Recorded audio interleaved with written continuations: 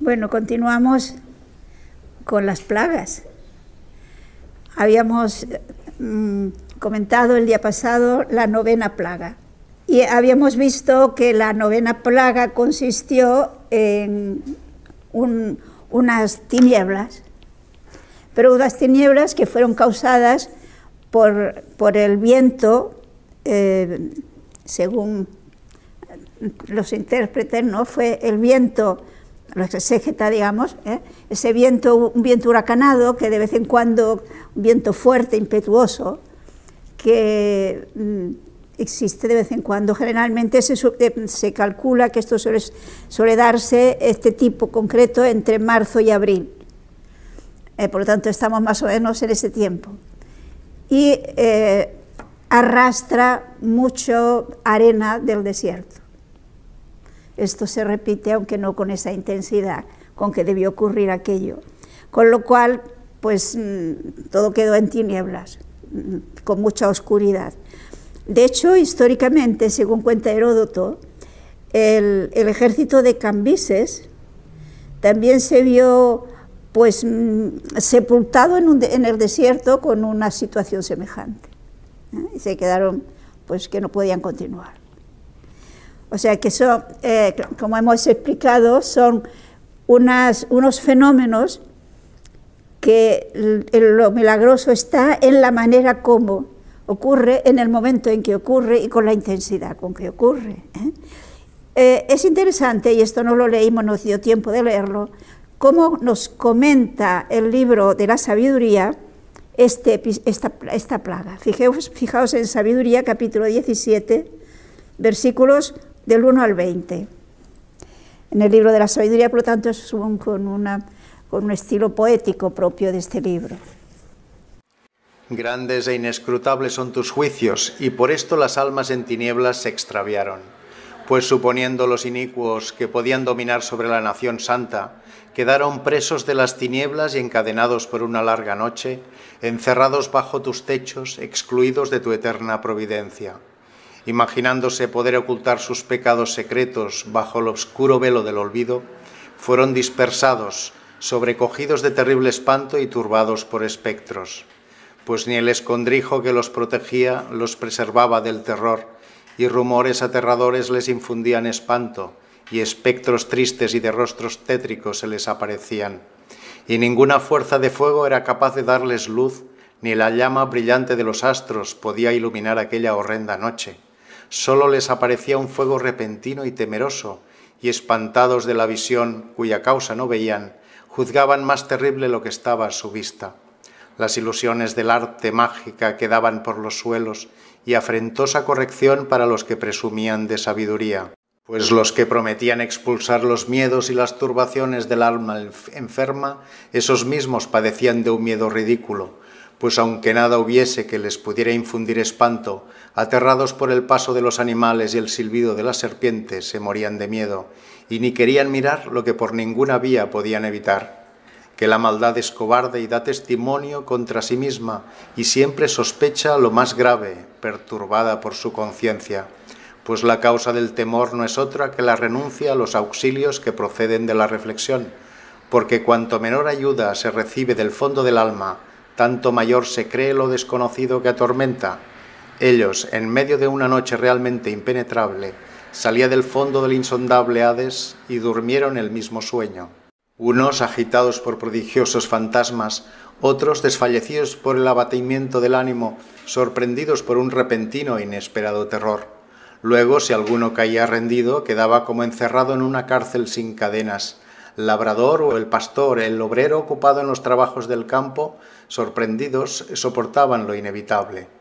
Ligados todos por una misma cadena de tinieblas, fuera el viento que silba, o el canto suave de los pájaros entre la espesa enramada, o el rumor de las aguas que se precipitan con violencia, o el estrépito horrísono de piedras que se despeñan, o la carrera invisible de animales que retozan, o el rugido de fieras espantosamente rugen, o el eco que resuena en los hondos valles, todo los aterraba y los helaba de espanto. Mientras todo el universo era iluminado por una brillante luz y libremente se entregaban todos a sus trabajos, solo sobre aquellos se extendía una densa noche, imagen de las tinieblas que a poco les aguardaban, pero ellos se eran para sí mismos más graves que las tinieblas. O sea, fijémonos que el libro de la sabiduría nos describe las tinieblas mirando desde el punto de vista moral, por decirlo así, desde el punto de vista también psicológico. Tenemos que nos presenta la situación de aquellos que se oponían tozudamente contra la voluntad de Dios, de dejar al pueblo que vaya a rendir culto a Dios, como que están, digamos, su problema de conciencia les hace mucho más grave esas tinieblas que realmente existían. Y entonces, incluso el silbido de el canto de los pájaros o el silbido del viento, todo lo veían más terrible de lo que hecho era. Es decir, es la situación del que no tiene la conciencia tranquila y que por lo tanto su imaginación le hace ver cosas que no existían. Ese sufrimiento profundo causado cuando la conciencia no está en paz. Y que entonces estaban como presos, mientras que el universo estaba iluminado. Es decir, era algo que le afectaba a ellos. El resto seguían trabajando. Ya vimos que en la parte de Gosén, donde estaban los israelitas, allí no llegaron estas tinieblas.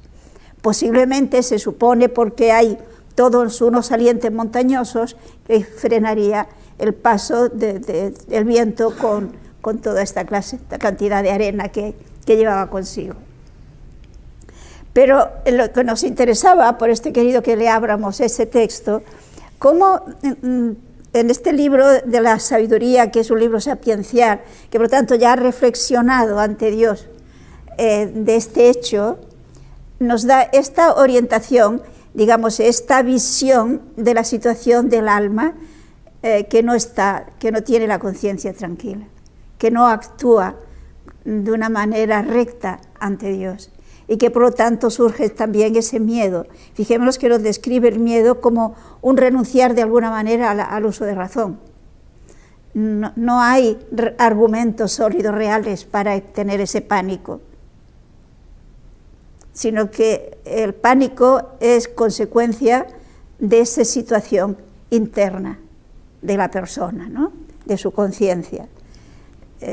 Y esto, fijémonos que de hecho lo podemos aplicar a todos los momentos.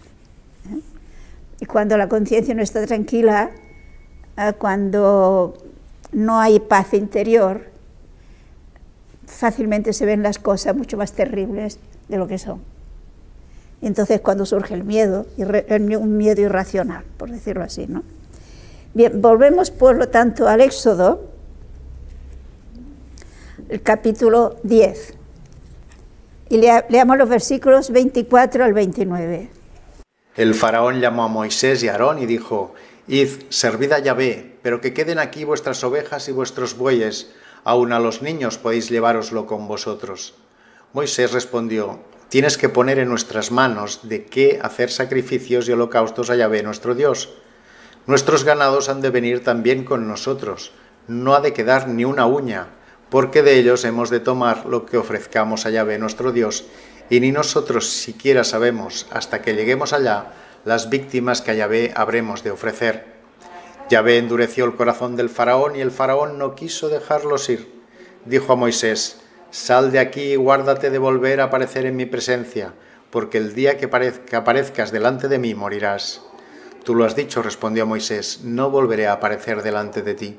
Fijémonos que el faraón va cediendo, pero todavía no hace las cosas como Dios quiere, es decir, quiere seguir siendo él el que domina la situación. Y por consiguiente llama a Moisés ante esta situación de tinieblas, en esta situación angustiosa en la que se encuentra, Y le dice, bueno, id y llevaos también, que vayan también los niños. Recordemos que en principio le dijo, y solo los hombres, y los demás se quedaban como rehenes. Ahora ya quiere que también se vayan todos, pero que queden como rehén, de hecho, para que vuelvan pues sus animales. Pero a Dios no se le puede poner condiciones. Y por lo tanto vemos que Moisés se plantea firme, no, necesitamos llevar también nuestros animales. Y el argumento que da, ¿qué es? Pues que tenemos que ofrecer de esos animales sacrificios a Dios, y no sabemos, porque Dios nos lo batirá en el desierto, qué animales concretos y cuántos. Por lo tanto, lo tenemos que llevar también. Aquí no va a quedar nada. El faraón no está dispuesto a que esto ocurra, y por lo tanto despide a Moisés con amenazas, que no volverá más a su presencia, y Moisés le dice, así es, no volveré más. Es decir, todo depende del faraón. Fijémonos que a Dios no se le puede poner condiciones. Es Dios el que dirige las cosas, es Dios el que dirige la historia. Bien, vamos entonces a la 10ª plaga. En el capítulo 11, fijémonos que esta 10ª plaga, la muerte de los primogénitos, está íntimamente relacionada con la celebración de la Pascua judía, que Jesús la convertirá en nuestra Pascua cristiana. Pero que si entendemos bien aquella Pascua judía, será mucho más fácil que entendamos lo que para nosotros es la Pascua, que es la fiesta más importante que tenemos los cristianos. Bueno, vamos entonces al capítulo 11 y leemos los versículos del 1 al 8. Yahvé dijo a Moisés, solo una plaga más voy a hacer venir sobre el faraón y sobre Egipto, y después de ella no solo os dejará, sino que os echará de aquí. Di pues al pueblo que cada hombre pida a su vecino y cada mujer a su vecina objetos de plata y oro. Yahvé hizo que hallase gracia el pueblo a los ojos de los egipcios, y aun el mismo Moisés era muy estimado y respetado por los servidores del faraón y por el pueblo. Moisés dijo, he aquí lo que dice Yahvé, en medio de la noche pasaré por la tierra de Egipto, y morirá todo primogénito de la tierra de Egipto, desde el primogénito del faraón que se sienta sobre su trono, hasta el primogénito de la esclava que está detrás de la muela, y todos los primogénitos del ganado. Entonces se alzará en toda la tierra de Egipto gran griterío, como ni lo hubo ni lo habrá. Pero entre los hijos de Israel, en hombres y animales, ni siquiera ladrará un perro, para que sepáis la diferencia que hace Yahvé entre Egipto e Israel. Todos cuantos servidores tuyos están aquí irán entonces a decirme, prosternándose ante mí, sal tú y todo el pueblo que te obedece. Después de esto yo saldré. Y muy encolerizado se retiró de la presencia del faraón. Bueno, no sabemos si este anuncio lo hizo directamente Moisés yendo a verse al faraón, o en vista de que le dijo que no lo quería ver más, se lo hizo a través de alguien, a través de algún servidor quizás del mismo faraón. Pero fijémonos que para entender bien este hecho, esta plaga de la muerte de los primogénitos, tenemos que tomarle el peso a al mensaje que hay detrás. Es decir, el significado que tiene este hecho de que sean los primogénitos. Quizás para entenderlo vamos a recordar un texto que ya habíamos leído en el capítulo 4 del Éxodo, los versículos 22 y 23. Pero tú le dirás, así habla Yahvé, Israel es mi hijo, mi primogénito. Yo te mando que dejes a mi hijo ir a servirme, y si te niegas a dejarle ir, yo mataré a tu hijo, a tu primogénito.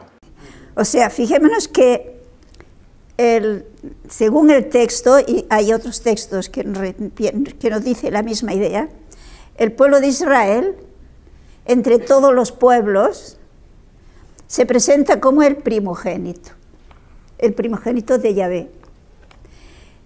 El primogénito implicaba no solamente, digamos, el mayorazgo en la herencia, sino que también supone que el primogénito es el que tiene la autoridad sobre todos los hermanos. Es el que comparte la autoridad con el padre.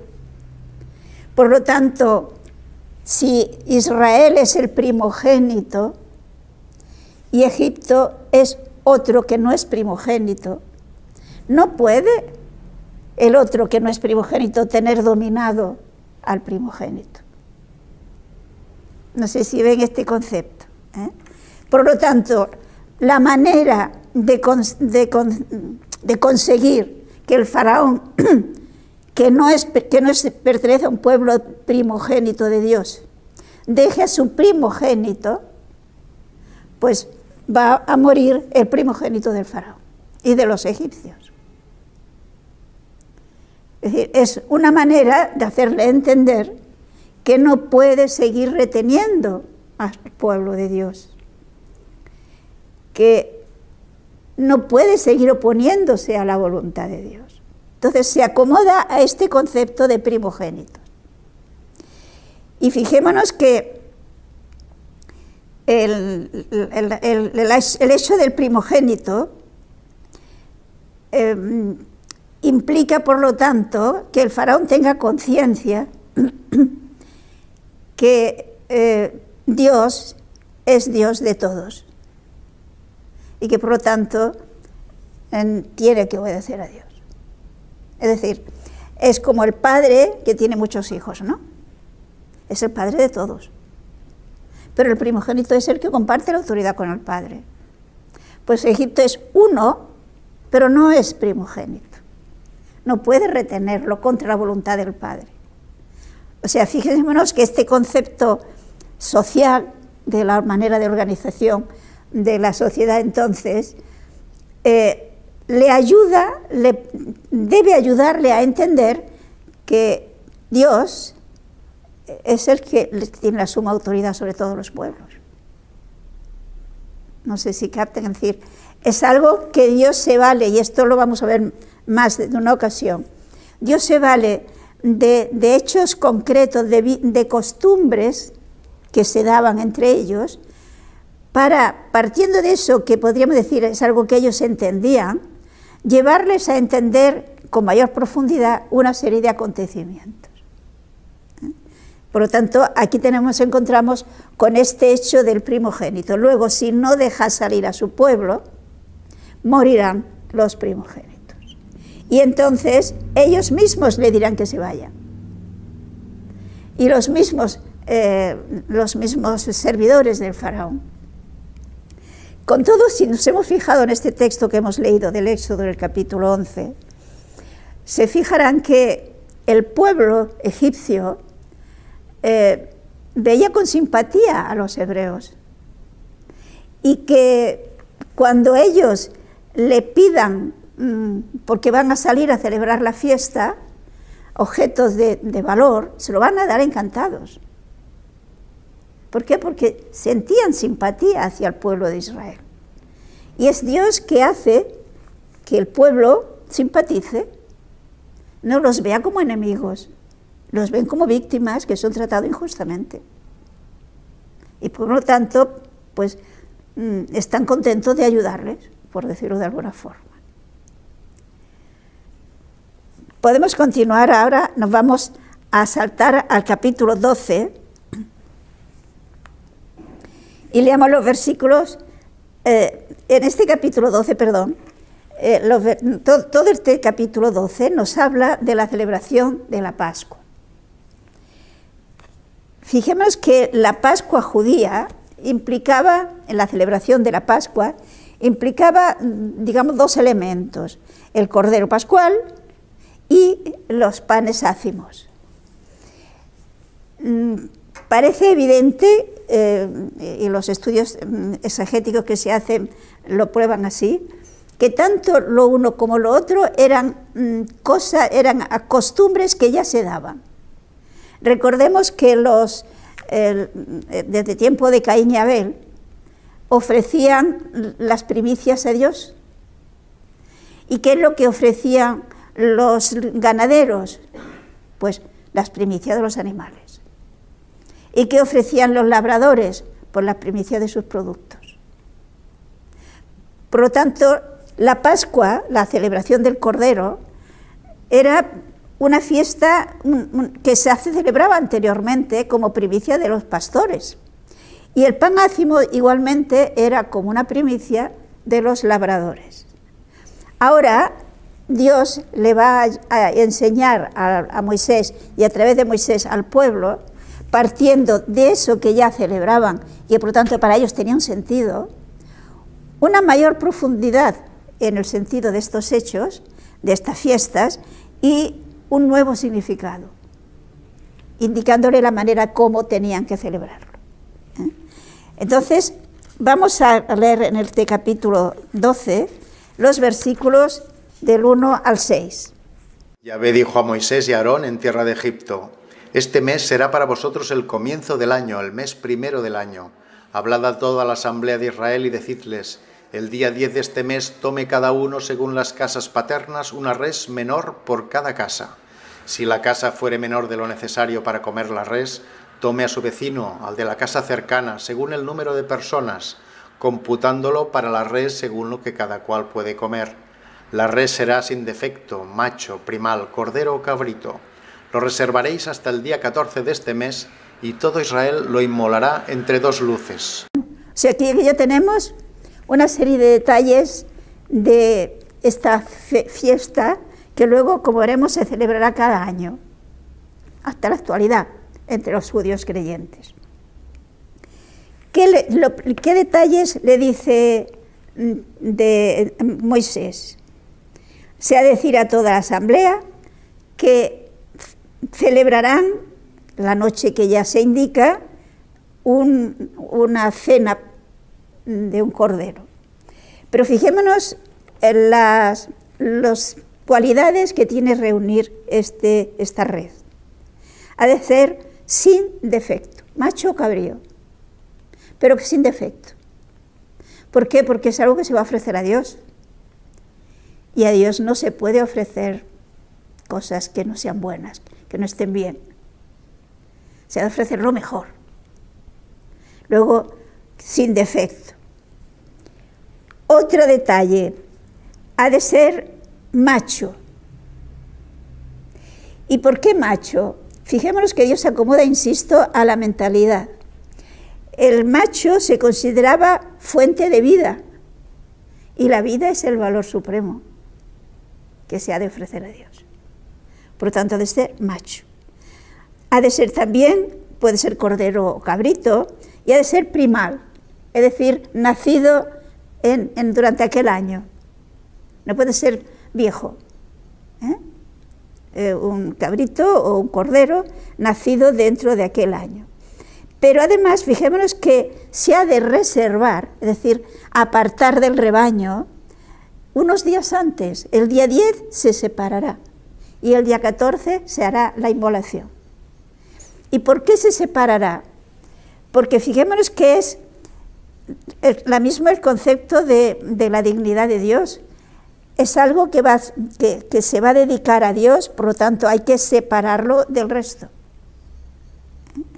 Y el día 14 se inmolará entre dos luces, o sea, al atardecer.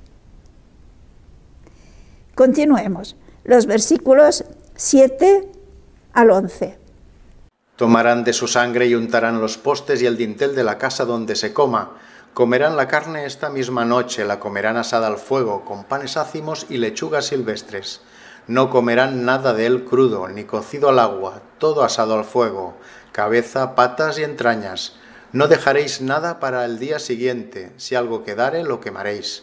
Habéis de comerlo así, ceñidos los lomos, calzados los pies y el báculo en la mano, y comiendo deprisa, pues es el paso de Yahvé.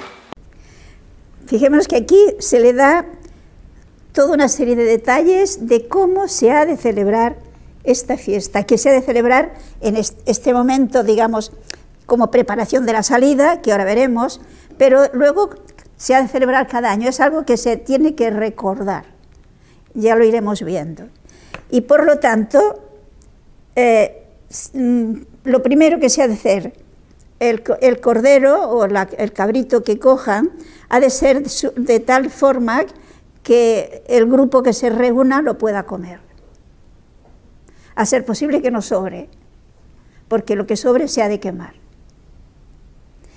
Y tomarán de su sangre, esto es un detalle muy importante, y con la sangre de este animal han de asperger y marcar la puerta, las jambas y el dintel. Fijémonos que esto es igualmente una costumbre que tiene un significado de protección, de preservación de males.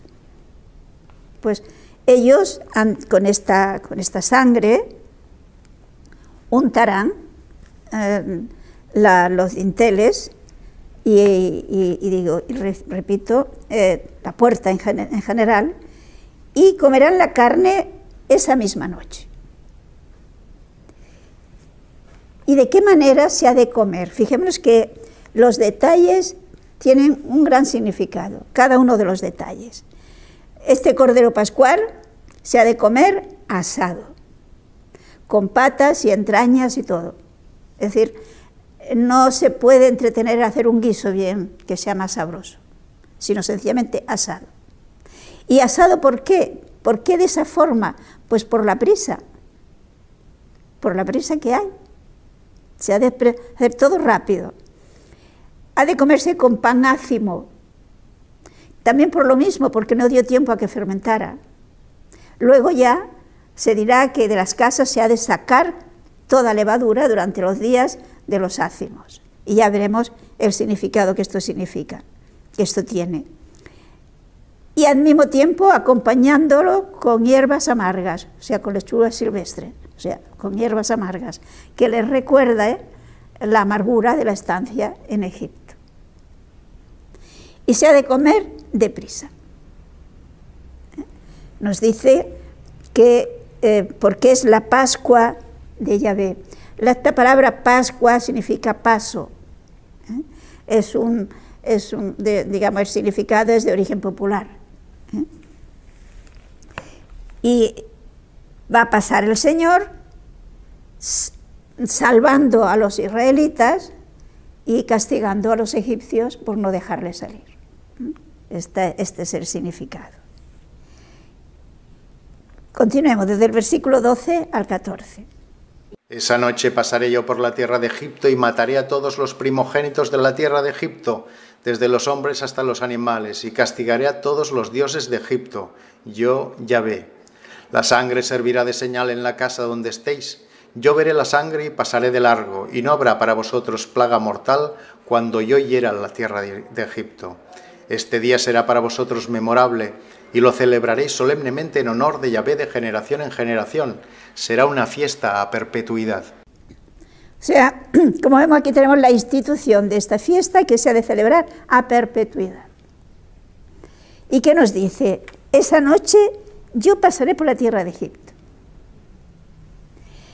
Y morirán los primogénitos de Egipto, desde los hombres hasta los animales. Pero fíjense en el detalle. Castigaré a todos los dioses de Egipto. No olvidemos este detalle que luego nos va a ayudar a entenderlo mejor. Y de esta manera sabrán que realmente Yahvé es Dios. Es decir, si el faraón le planteó aquel dilema, ¿quién es Yahvé para que yo le haga caso? Pues es Dios, el único Dios real, vivo, y que por lo tanto todo lo demás quedan anulados. Dios muestra que Dios es el Dios y que los demás no son dioses.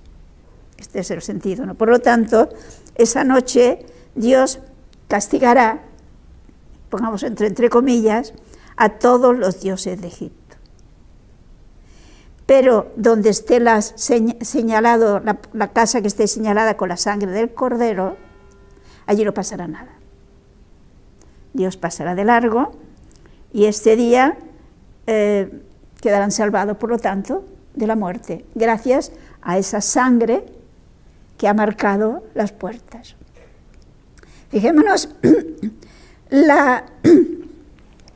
nosotros que ya sabemos el simbolismo de este Cordero Pascual y Cristo, que es igualmente la sangre de Cristo la que nos salva. Pero esto ya Lo iremos viendo Dios mediante. Podemos continuar los versículos 15 al 20. Por 7 días comeréis panes ácimos. Desde el primer día no habrá ya levadura en vuestras casas, y quien del primero al 7º día comiere pan con levadura será borrado de Israel. El día primero tendréis asamblea santa, y lo mismo el día 7º. No haréis en ellos obra alguna, fuera de lo tocante a aderezar lo que cada cual haya de comer. Y guardaréis los ácimos, porque en ese mismo día saqué yo vuestros ejércitos de la tierra de Egipto. Guardaréis ese día de generación en generación como institución perpetua. El primer mes, desde el día 14 del mes, comeréis pan sin levadura hasta el día 21. Por 7 días no habrá levadura en vuestras casas, y quien coma pan fermentado será borrado de la congregación de Israel, sea extranjero o indígena. No comeréis pan fermentado, y en todas vuestras moradas se comerán panes ácimos. Fijémonos la importancia con que se insiste que ha de comerse pan ácimo. Es decir, tenemos estas 2 celebraciones, el Cordero Pascual y el pan ácimo. Y el pan ácimo, durante 7 días, no se comerá pan fermentado. ¿Y por qué se debe excluir el fermento? No olvidemos que los caprichosos tiene un significado. Y es que en la mentalidad semita, en la mentalidad bíblica, el fermento es símbolo de corrupción. El fermento, ¿qué es lo que hace? Disgrega, ¿no? Corrompe la materia, la fermenta. Y esto es símbolo del pecado. Fijémonos en el capítulo 29 del Éxodo, los versículos 1 y 2. He aquí lo que has de hacer para consagrar los sacerdotes a mi servicio. Tomarás de entre el ganado un novillo y 2 carneros, todos sin tacha, panes ácimos, tortas ácimas amasadas en aceite y frisuelos ácimos untados con aceite, todo hecho de flor de harina de trigo. O sea, aquí tenemos las normas de lo que cuando se haga la ofrenda propia, cuando se trata de la consagración del sacerdote. Todo ha de ser sin levadura, sin fermento. Es decir, a partir de entonces, todas las ofrendas que se hacen a Dios tienen que ser sin levadura. Podríamos encontrar más textos. ¿Por qué? Porque la levadura es símbolo de corrupción. San Pablo, en la carta a los Corintios, nos lo interpreta también a nosotros en este significado. Si quieren, busquen la 1 Corintios, capítulo 5, los versículos 7 y 8. Alejad la vieja levadura para ser masa nueva, como sois ácimos, porque nuestra Pascua, Cristo, ya ha sido inmolada. Así pues, festejémosla, no con la vieja levadura, no con la levadura de la malicia y la maldad, sino con los ácimos de la pureza y la verdad. Se capta, nuestra Pascua es Cristo, ha sido inmolada. Por lo tanto, digamos, tenemos que ser panes ácimos, porque durante la Pascua había que comer pan ácimo. No podía haber en las casas pan con levadura.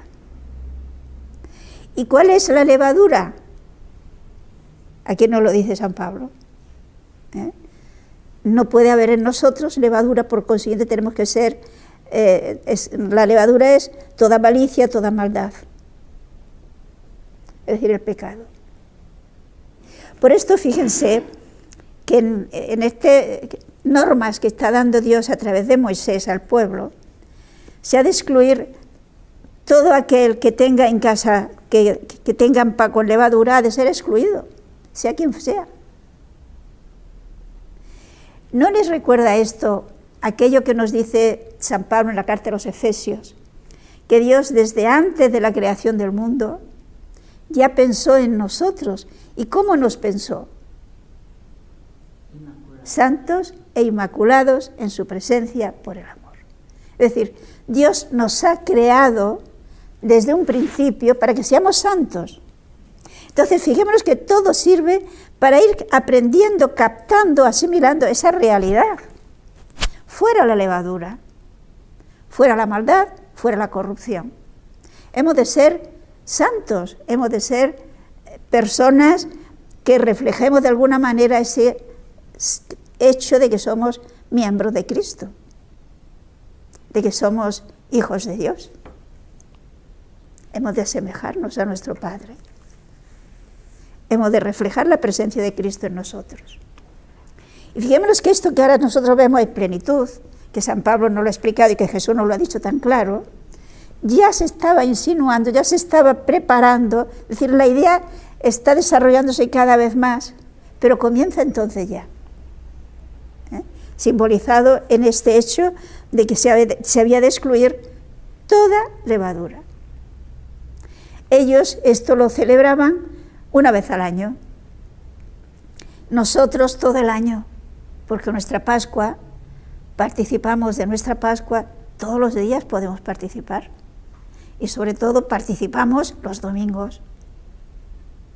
Luego, para poder celebrar la Pascua tenemos que ser panes ácimos, tenemos que excluir de nuestra vida el pecado, la maldad, la corrupción. Si no, no podemos comerla, nos lo dice aquí. Si se han fijado que el que no sea pan ácimo, hay que excluirlo de la comunidad. Bien, continuemos, hemos leído hasta el versículo 20, ¿que sí? Sí. Bien, leamos ahora del versículo 21 al 28.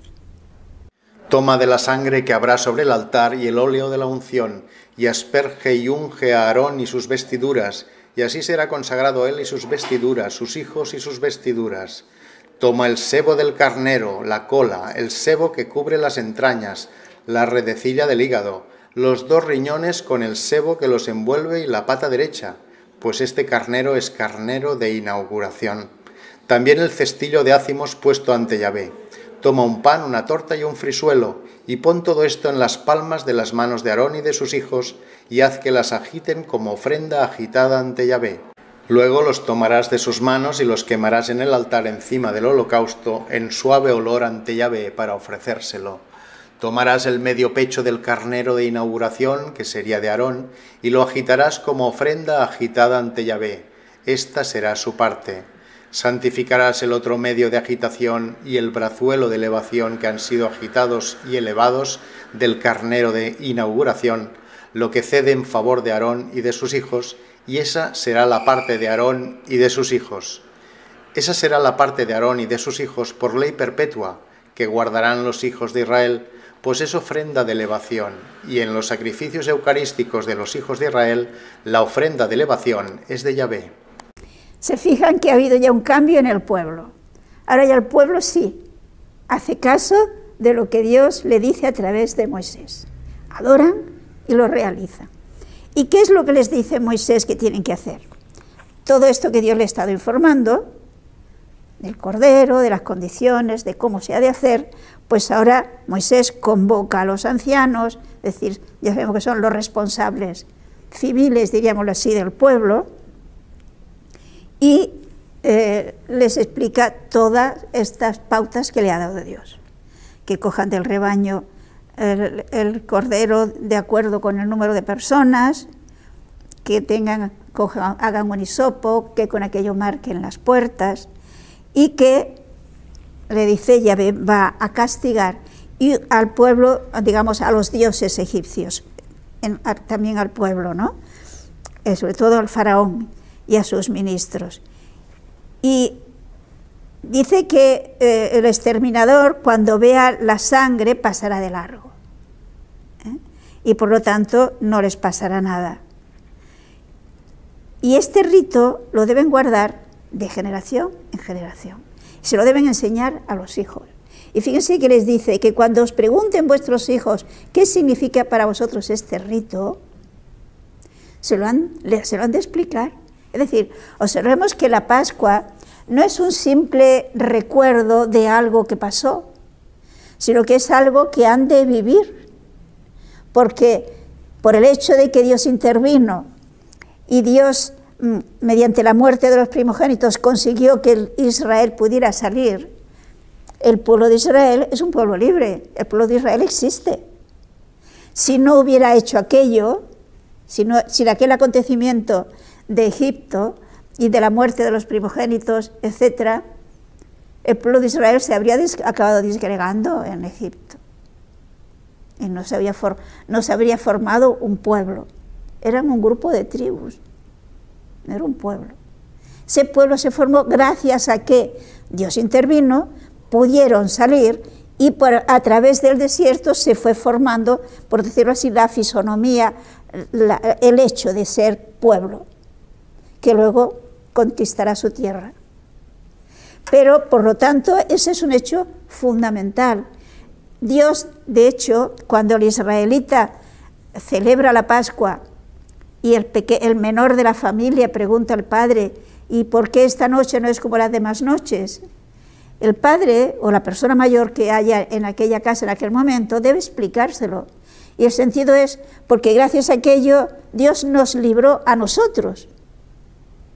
Es algo actual, nos ha librado. Y fijémonos que esta es la realidad de nuestra Pascua cristiana. Si nosotros celebramos la Pascua como un hecho que pasó, no nos estamos enterando y no lo estamos celebrando. De hecho, fijémonos que la Pascua es algo que cada uno de nosotros lo tiene que realizar. Tiene que permitir que Dios lo realice en nosotros, irnos liberando de la esclavitud del pecado a la libertad de los hijos de Dios. Y todo esto gracias a que nuestro Cordero, Jesús, ha sido inmolado y ha resucitado.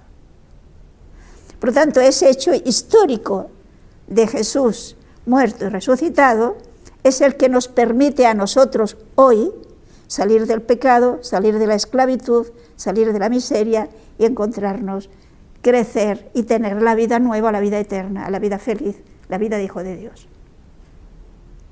Luego, nosotros hemos de vivir esta Pascua saliendo cada vez más con la ayuda de la gracia, con la ayuda de Cristo resucitado, del pecado a la vida, del pecado a la vida de los hijos de Dios. Y en este pasar, fijémonos que nunca lo habremos hecho del todo. La meta es ser perfecto como vuestro Padre Celestial es perfecto. Luego, cada año ha de ser un revivir y un avanzar en este vivir esta Pascua. Por esto, fijémonos que la Pascua judía es tipo y figura de nuestra Pascua cristiana. Lo que ocurrió allí, digámoslo así, físicamente con el pueblo de Israel, que sale realmente de una esclavitud física, social, a una libertad de pueblo de Dios, nos ocurre a cada uno de nosotros y ocurre como pueblo nuevo, como pueblo de Dios, en la medida que cada uno de nosotros lo vive. Es decir, el hecho es que lo que tantas veces quizás repito, y es que somos miembros de Cristo y que por lo tanto cada uno de nosotros, miembros de la Iglesia, por lo tanto miembros del cuerpo de Cristo, tenemos que ir actualizando esa realidad de salir del pecado a la muerte. Aquí tenemos nosotros algo que decir. Y esto, como vemos, ya Dios lo está preparando con estas normas que da a los israelitas. Han de celebrarlo cada año y han de explicarlo a las generaciones siguientes para que igualmente lo vivan.